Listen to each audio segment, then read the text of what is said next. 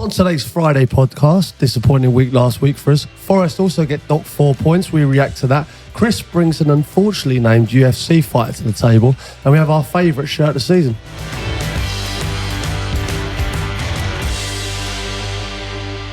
Hello and welcome to that Peter Crouch podcast. With me, Peter Crouch, Chris Stark, and the notorious SID with me as well.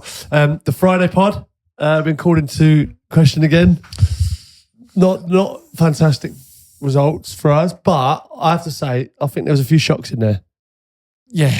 I mean, I've been getting a bit of stick from the Fulham fans. And yeah, rightly so. We all went for Spurs. We all went for Spurs, especially after the weekend before. I mean, well, it's the best result of the season. Dispatched Villa, who have been unbelievable at home. Yeah. And then to go and lose to Fulham, I just didn't see that one coming, especially 3-0, absolute drubbing. And we did question you at the time on that, Sids, didn't we? We did sort of offer you a chance to rethink. You did. No, it was a shocker all round for us. Burnley beating, who've won 2 games all season at home, beating Brentford. Yeah, I mean, Brentford had a man sent off Reguilon in the first 6 minutes. That flipped the game on its head. So, and then the United won Liverpool 4-3. What a game! I mean, we all picked Liverpool, and I think that was the incredible game. One of the games this season so far, surely. It was that game. Yeah, brilliant.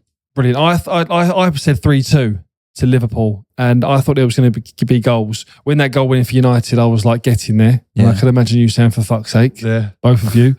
But Liverpool so close to getting a winner. Credit to them, they were just on the front foot. Like, what was it? Anthony at left back, Bruno Fernandes centre half. Yeah, Harry Maguire was going forward. They had 2 recognised defenders, I think it was, on the pitch. Did you see the video of Anthony? It looked like he was a bit unhappy at being told to go to left back.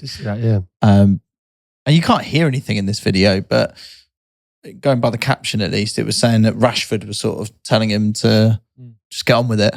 Yeah. Yeah. But I mean, it worked, didn't it? It worked all round. Did well, I thought, at left back as well. Yeah. No, an amazing game. And how's your week been, boys, as well? All good. Yeah. Aside from the 0 points in our league. Yeah, I had a really good. It was my daughter's birthday on the weekend on Saturday. Yeah, she was 13. We had a big kind of big tent, I suppose it was, in the garden, almost like Glastonbury. Felt like DJ in there. It wasn't a Crouch Fest, was it? I suppose the sort of felt like a baby Crouch Fest. Baby Crouch Fest, mini Crouch Fest. Getting us started early. She enjoyed it. She had the time of her life. Obviously, kids all went home at 9 o'clock, and the adults kind of carried on a little bit in there. Paid the DJ to stay for another hour. Did you? Put on some old classics. But was the DJ playing slightly more? Was it slightly more kiddie before? It was all what's going on at the moment. Current affairs, current tunes.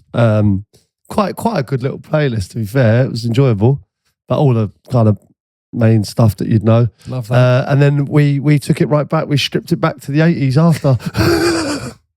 Brilliant. Did you? Oh, it was brilliant, yeah. What, with the DJ or? The DJ, with the DJ. My little girl, my younger little girl, 8 as well, she done a little song on the karaoke machine. Brilliant. Great night. Oh, that's fun. So I'm back stronger, as you'd say, for my illness. Well, yeah, because you weren't well. You weren't well at all recently, and so it's really good to have you stronger, back fighting fit. Feel great. You look good. Thanks. Okay, then. Any other business, Sids, before we crack on into the football? What was the other Friday night out, Saturday night. She actually wanted to kick on. The missus. She was like, "Let's go for another drink." I was ready for bed. Yeah. I was, but she wanted to go. Yeah. So did Steve slept well?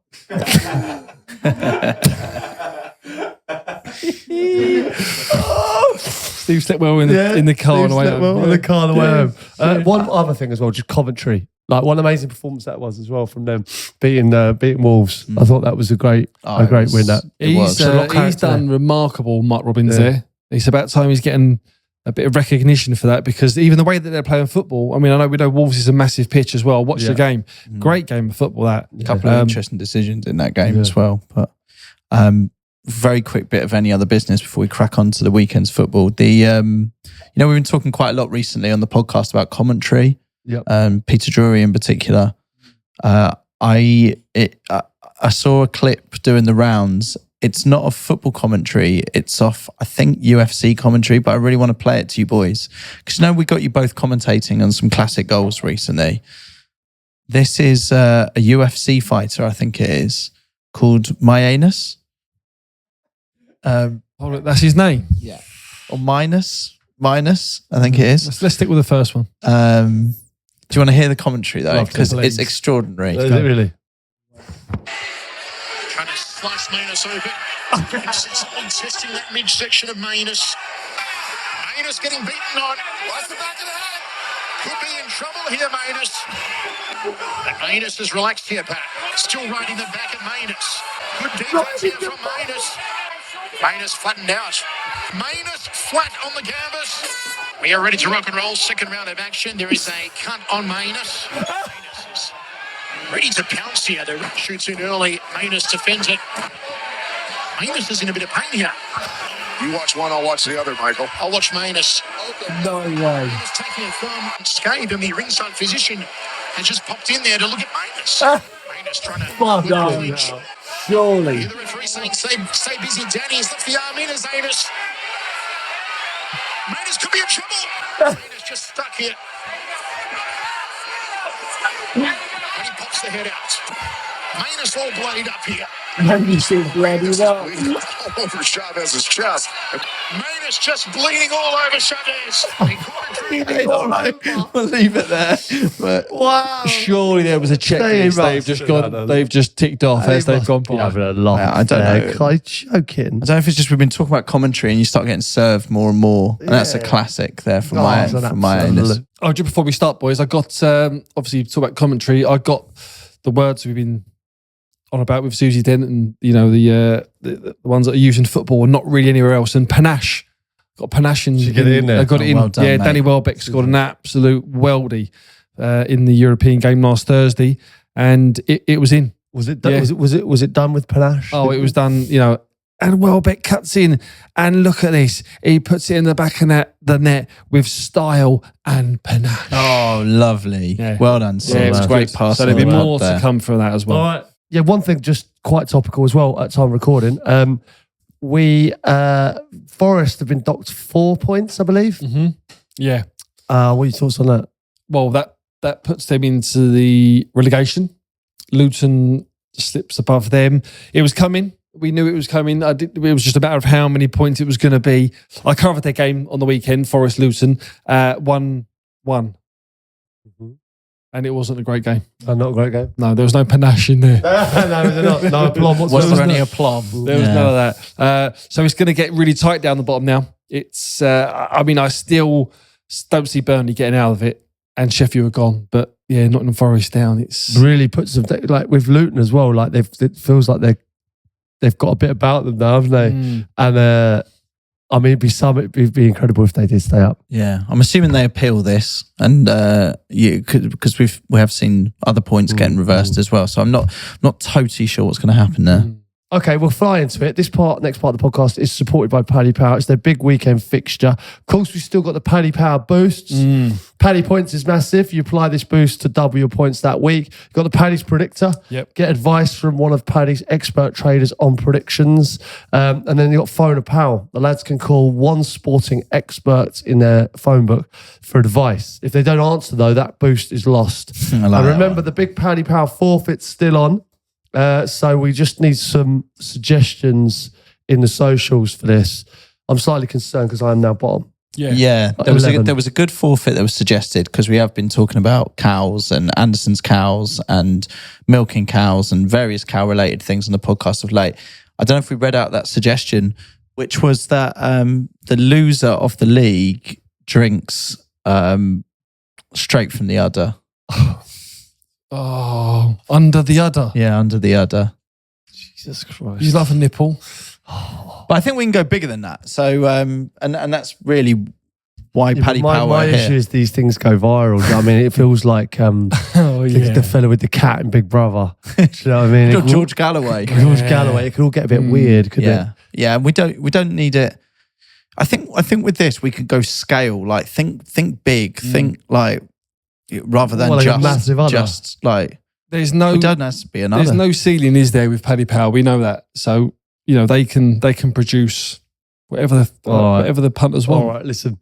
All right, get them in, please, for any forfeits. The first one, obviously, which is supported by Paddy Power, the big weekend fixture is England versus Brazil. As is a massive game, isn't it? Yeah, it's a big game, this. I Huge. didn't realise, I'll be honest, I didn't realise I was playing. You know what? Because you're so into like the Premier League. Yeah. Like these friendlies and things like that. It's like, I had no clue either. Well, I knew that it was an England game, but I didn't know it was against Brazil. We got Brazil and Belgium, two absolute monsters at Wembley. Yeah. Which would be good. All right, so England to win is 10 to 11. £10 gets you £19, 9 pence back. Draws 5-2. Brazil are outsiders at 23 to 10. You can have Brazil to win 1-0 as 10 to 1. Draws 9 to 1. Yeah, it's always hard, isn't it? Internationals, I really find them hard. You don't know who's playing, injuries. I'm not across like Brazil. Do you know what I mean, really? No. Like, I don't watch a lot of international football. I mean, if you look, England, do you? No. If you look at this stat here, just quickly, England won just one of their 11 previous meetings with Brazil, 6 draws and 4 losses. Yeah. What about this? England won their last 11 international friendlies at home. Well, yeah. There we are. Yeah. But Brazil's a different proposition, no? Well, ordinarily, I would say so. I would agree with you. But they seem to be favourites in here. You're saying there's a good thing going with this England team at the moment. Yes. We should be hitting that with a bit more confidence. That's what I think. I think bring on Brazil. Bring on Brazil. Yeah. They'll go I with agree. that. I agree. Because you look at friendlies, I think pre-Christmas, right? Now it's post-Christmas, it's the new year, it's now the start for the build-up for the Euros. I know they all are beforehand, but it just feels now players are probably looking at it going, they just cement my place. Actually, like what, it's a bit of a statement of intent with, I know they're only friendlies, but it's Brazil and Belgium. How did you feel playing against Brazil? Did it always feel a little bit special? Yeah, I remember. Only because that generation of players that we all loved from Brazil, it kind of, they were always so good. Was special. Yeah. Yeah. I remember playing them at Wembley once, and Wow. I think he ended up playing Heskey. It's like Heskey's comeback instead of me. I was fuming. Love to have played Brazil. You want to play against Brazil, don't you? Yeah. Well, yeah. It's iconic, isn't it? Unreal. Yeah. Love That Brazil. is iconic. I had the kit when I was a kid. Yeah. I think it might have been a moody one though. Do you know what? I think it is because how hard are they to get hold of? Get hold of one. I think it was a moody one. It just yellow with blue shorts. And it was yellow, blue shorts with 1 star on it. And they played it by the World Cup 3 times. I think it was a bit of a jackal one, if I'm honest. Oh well. I remember being very, very young and my mum buying me a Man U kit because I was really, really young. And bless it was like, kits are expensive, aren't they? And she really wasn't into her football or anything like that. So she went down to this sports shop in Eastcote. I don't think it's there anymore. And I ended up with a Man U kit where she'd ironed the badge onto a red shirt. And I was like... What, like a red Ben Sherman? That's not it. Put the United kit on it. That's not it. Wow. So like a red T-shirt, she's just put the badge on. It was pretty much a red T-shirt with a Man U badge on it. It wasn't... There was no kit manufacturer on that. Did you wear it? Of course I did. Yeah, I would have loved it at the time, I think. But it was... I do look back on that. I was like, Mum, that... Not sure. It wasn't legit. I'm not sure. Did you have the R9s as well? Were they real? I did actually, yeah. Real ones? R9s. Did you get real ones? I got real with the boots. Yeah. Yeah. Did I you? had real ones, yeah. Well, I was playing for Tottenham at the time. Oh, shit. Yeah, of course. So I did. Wow. I got those. I remember scoring in them. My first ever game live on Sky was the FA Premier Youth League final under 19s against Arsenal. Yeah. At Highbury? I scored at Highbury. Yeah, I remember that game. We lost 2-0 at White Lane. Yeah. And then I scored. We won 1-0. I remember that game. Remember that? In R9s? In R9s, yeah. Wow. And obviously the first game wasn't televised. We lost 2-0. So obviously Arsenal won it, but we won on the game on Sky and I scored. So you come out looking great. Well, I was happy with it because it was the game everyone was watching. All my mates, everyone. Done. It was good. That was a good Arsenal team, that. Yeah. What are we saying about this one then, boys? Yeah, sorry, lost myself there. Yeah. At Wembley. R9s. Icy goals. Mm-hmm. Icy goals. I know England are really strong at the moment. And it being at Wembley, I know we're good. But I just see it's being a draw. Do you? I see it's being a draw and I'm going to go for a 2-2 draw. 2-2. Gonna go for a 2-2 draw. Yeah. Okay. I've looked at what you've wrote there, and I've got the same. Have we got the same? Have we, Pete? I have 2-1. Yeah. 2-1 England win. I feel like going different to you though. Do you think I mean, obviously it's easy to say frustrating. Do you think we're sort of expecting to do better there? Yeah, no, I listen, I want us to win, but I just think it's Brazil. They've got to bring a bit of flair. And no, you've got so many amazing players, haven't they? Sids, what was your take on all the Ben White stuff this week as well? And there's been a lot of chat about that. I mean, I never played for England. I'd give anything to have played for England. So yeah, it's disappointing, but each their own. Like, if he's got his own, reasons for it, then it is what it is. I know he cares a lot about football. There's a lot of stuff that goes around about him not caring about football, and I think he's one of them players that football's probably not the first thing and the foremost thing at his mind.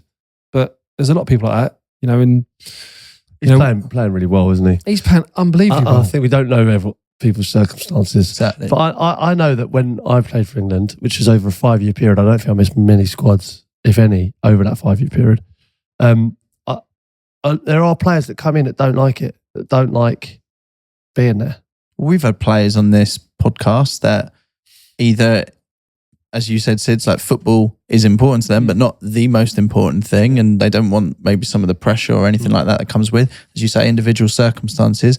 But equally, there's been players that have come on this podcast that have spoken about maybe not having that certainty within their place in that England squad, and therefore just deciding that they don't want to do it. From it. And also, if you're kind of don't feel like you're going to get a game, and listen, I'm not like sticking up for him at all, because I think it's the wrong decision. Totally. I don't agree with his decision. I mean, I wouldn't do it. But what I am saying is, like, I've seen actual players that come in and like sit in their room like all day, don't really socialise, don't come down, and you think, where are they?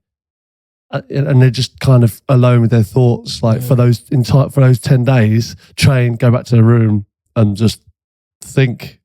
And I think it can be at times difficult for them. Obviously, that wasn't my character, but there are people that do have that. That does happen. There must be something deeper to it, because you know that you're going to receive all the attention for something like that. And it's a shame, because he's playing so well, really well, really well. And it's obvious that Gareth Southgate likes him. Yeah. Yeah, and on that, what about the squad selection as well? Kind of a few expected moves from Southgate. Henderson. Yeah. Yeah. It's kind of what he does now. He does have that. He's really important to that squad. Like, you hear everyone speaking in interviews, and I've played against him, I've been on the pitch with him. He is a captain. The way he leads on the pitch, and now he'll probably do a lot of it off the pitch as well, but he'll just know how to galvanise the team, the squad, his experience. I just really want to see Foden, Bellingham and Declan Rice in midfield. That's what I want to see. I agree. I think our squad, man for man, we should be winning this. We've got to go in favourites. And I feel like the squad feel like that as well. The squad feel like it's time to bring a trophy back. Yeah, and I think this game we'll see, or the two games really, see where we are. So looking forward to them. So 2-1, 2-1, 2-2. Yeah, no, I'm going to change mine. Are you changing yours? Yeah, sorry, you gone 2-1, so I'm going to change it. I'm going to go with 3-1. Okay. All right, which is a big call. Okay. No Considering clean it's sheet. Brazil coming to town, and I've gone 2-0 on them. Yeah. All right, we'll see. Okay, yeah, and obviously the odds we mentioned there are correct at the time of recording. Please gamble responsibly. France, Germany. Absolute powerhouses, aren't they? These France, Germany. Certainly are. France ended their qualifying campaign unbeaten. 7 wins from 8 games. Yeah, and it's the opposite to Germany, huh? Germany struggled, I think, through theirs, and they're a bit inconsistent. Mm-hmm. Yeah, picked up 1 win and 2 losses from the next 4 games after a 5-game winless run. Beat France at one point to end a winless run of 4 or 5 as well. There is a bit of inconsistency there. Mm. Yeah. Mm. France are good though, huh? Very good. France look good. Individuals and as a team. It could be dangerous. Yeah. Germany got Tony Kroos back in the fold, haven't they? Yeah, but just, he's class, don't get it wrong. On the international stage, I feel like he needs players around him. Yeah, it does. I think. Listen, I think France is too strong here. I've gone France 3, Germany 1. Is there something in though, being when you're the home nation that is going to host that tournament? Do you find that that has an effect on your team's performances? I think that galvanises you when you're there. Yeah, you know what I mean. Obviously, they're away in France. I don't think that has any effect on this fixture. Yeah, I think when you're in the tournament, it definitely helps. No, absolutely no doubt. All right then. 3-1 me. 3-1. All right, well, I've actually France, wrote down 3-1 as well, but I will change that and I will go for 3-0 to France, just hoping that Germany don't score. Which I don't like going for a... What will happen if they do score? You know what happens. Fucked. We're fucked. What is the French for that, actually? That would be... Das ist fucked. Yeah. Oh, that's the German version of it.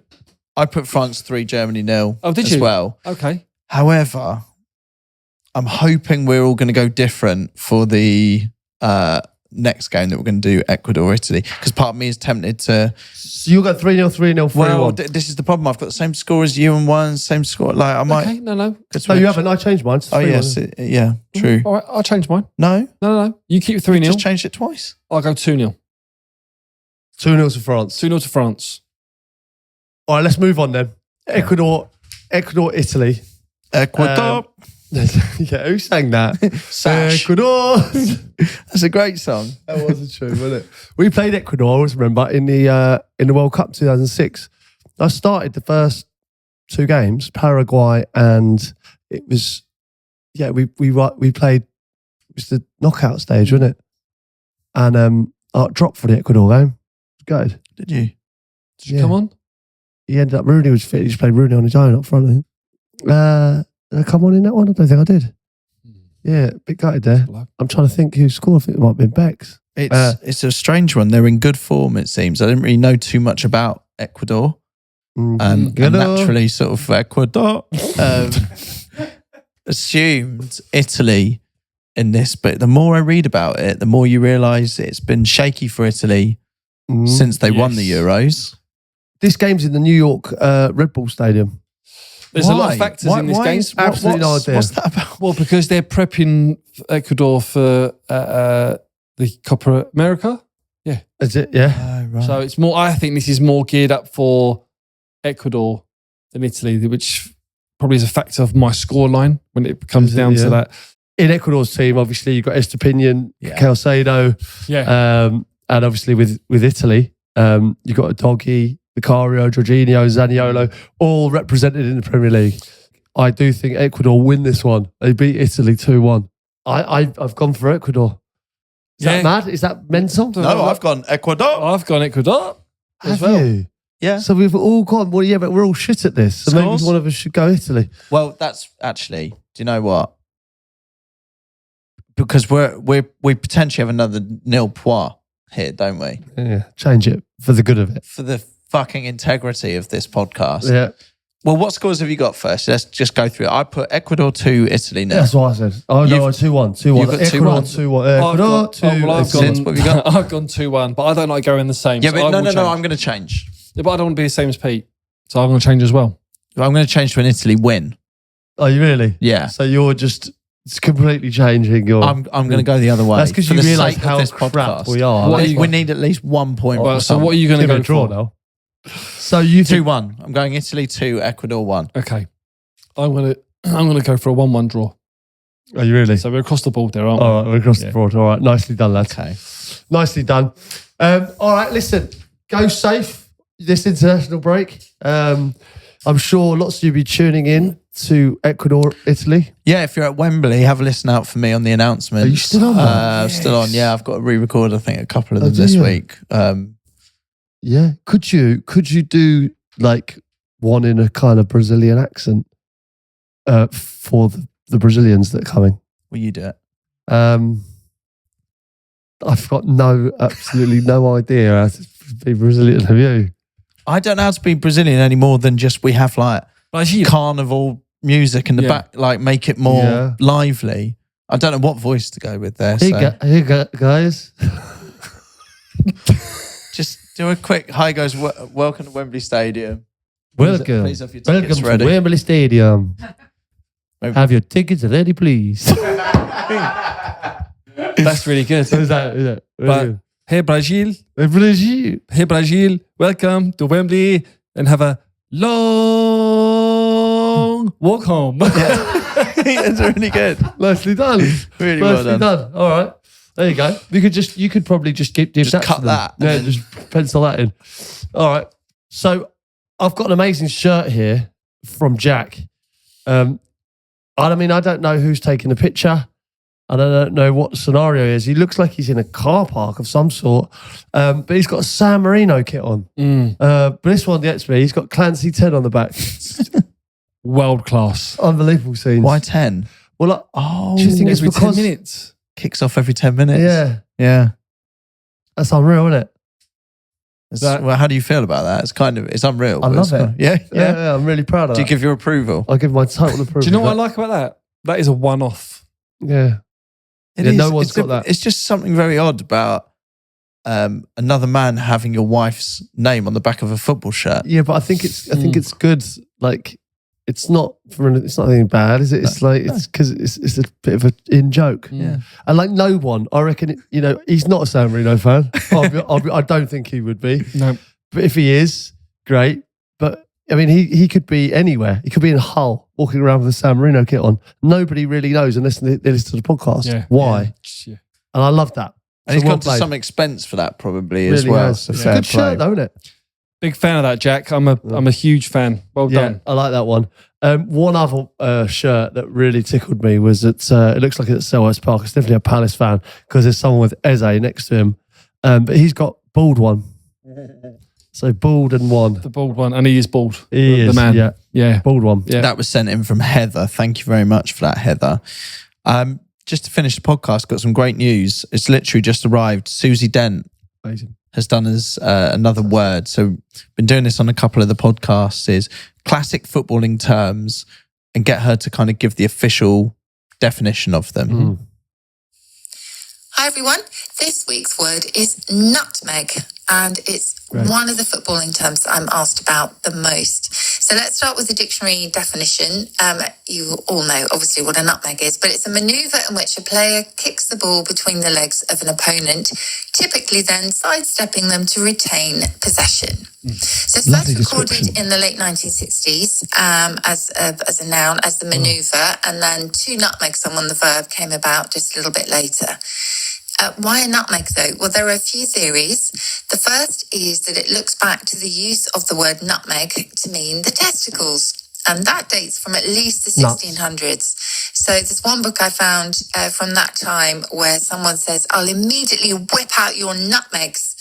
And that book, by the way, was called The Lancashire Cuckold, or The Country Parish Clerk Betrayed by a Conjurer's Enchanted Chamber Pot. Let's not even go there. But in other words, nutmegs, like nuts, were your testicles. And if you play between the player's legs, you get the idea. The thing is, there's not quite enough evidence for this yet. Another theory is that nutmeg was such a valuable exotic commodity in the 1800s that some traders would try to pull a fast one and mix in some dummy replicas instead of the real thing. And so to nutmeg someone was to deceive them. And no player likes to be made a fool of or deceived by being nutmegged. It's a lovely story, but you know what I'm going to say. There's no real evidence for it. Finally, there's a really lovely suggestion and a simple one that nutmegs was Cockney rhyming slang for legs. So what can I say? The detective work goes on. My money is on the testicles. But please don't take that sentence out of context. Superb. Great work, Well, Susie. Susie, thank you very, very much. I love these. I absolutely love them. And she explains it so well. I've been waiting for that one. Nutmeg. That It's is not so just good. it's not just the definition; it's the history of it that I Yeah, think is love fascinating. it. Because all these terms start somewhere, don't they? Even- The Lancashire cuckold. Who would have thought? Yeah, who would have thought? Who Incredible. would have thought? Interesting. Maybe we can get a copy of that. Interesting. What, the Lancashire Lancashire- cuckold? Yeah. It was a magazine, was it? Or a book? If you assume it was a magazine, Yeah, it was a book. Don't know what it was. we'll try get hold of a copy. But if you want Susie to explore more words, let us know and we'll definitely put them to her. Nutmegs. A lot to learn. What other phrases? Is there anything that you spotted this week? Someone having their pants down. Like that would be good to maybe get the history on that. Have we done hat trick, brace? Hat trick. Brace. Hat trick's good. Hat trick's good. Hat trick. What did I write down? Pizzazz. Daisy cutter. History, daisy cutter. History of chance. History of chance. You know, like some chance. Where did they originate from? Like you fat bastard, for instance. Like what? Who was? We could do stuff like that. You know, the corridor of uncertainty. Waxing lyrical. Yes. Waxing lyrical. Yeah, that's good. It's good, isn't it? Yeah. All right. We'll get on Susie Dent. Nice. Thanks a lot, Susie. Thanks for listening. We'll be back Wednesday.